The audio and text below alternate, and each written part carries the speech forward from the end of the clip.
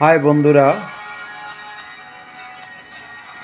মানুষ যখন চুরি করে, ডাকাতি করে, সন্ত্রাসী করে, তখন পুলিশে ধরি জেলে লই যায়। আমরা যারা প্রবাসী আছি, আমরাও এক ধরনের একটা জেলে আছি। যে যখন ডিউটির সময় হয় তখন ডিউটি যাই, ডিউটি শেষ করি বাসাতে আসি, এই বাসাতে আমাদের জীবন শেষ। এই দিয়ে এত বড় একটা ঈদ যাইলো, আমরা যারা প্রবাসে আছি তারা কি অবস্থা আছে, কিভাবে আছি। গেছে বছর আমরা বাড়িতে ছিলাম, সবার নিয়ে ঈদ চান করছি, আনন্দ করছি, মজা করছি, স্বাধীন মতন চলতে ফিরতে পারছি। আর এই বছর আমরা প্রবাসে আছি, তাই আমাদের লগের সঙ্গী কেউ নাই। আমাদের লগের সঙ্গী আছে আমাদের মোবাইল। মোবাইল যদি না থাকতো প্রত্যেক প্রবাসীরা আরও দুর্বল হয়ে উঠতো, অসুস্থ হয়ে পড়তো। মোবাইল আসার কারণে আমরা যারা প্রবাসে আছি তারা এখন পর্যন্ত হাসি খুশি আছি। প্রবাসের যন্ত্রণা যারা আছে তারাই বোঝে, আর কেউ বোঝে না।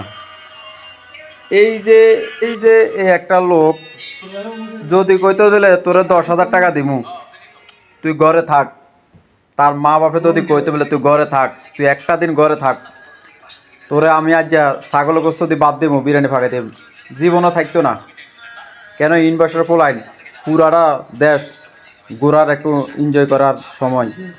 এই আর একটা লোক, হেরও বয়স কম, ইনভার্টার পোলাইন, তার মা বাপে যদি কতে বাবা তুই ঘরে সারাদিন থাক, তোরে আমি 10,000 টাকা দিব, তুই ঘরে থাক, জীবনও থাকতো না। আর এই যে আর একটা লোক, সের কথা বলি তো লাভ নাই, তার কড়া গার্লফ্রেন্ড আছে, সে নিজেও জানে না। তো এই লোকও জেলখানার মতনে বাইরে যাওয়ার কোনো ক্যাপাসিটি নাই। কই যাইব, কই কি করব? এই ঘরের ভিতরে এতিমের মতন মোবাইল, সারাক্ষণ মোবাইল নিয়ে ব্যস্ত। মানে আমরা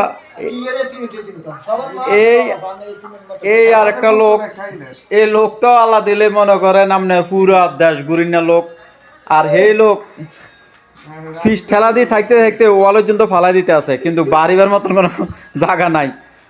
এই হলো আমাদের প্রবাস। আমরা যারা প্রবাসে আছি, এটা এক ধরনের একটা জেয়ালের মতনে। ডিউটির থেকে বাসার থেকে ডিউটি, এটাই আমাদের হলো প্রবাসের যন্ত্রণা।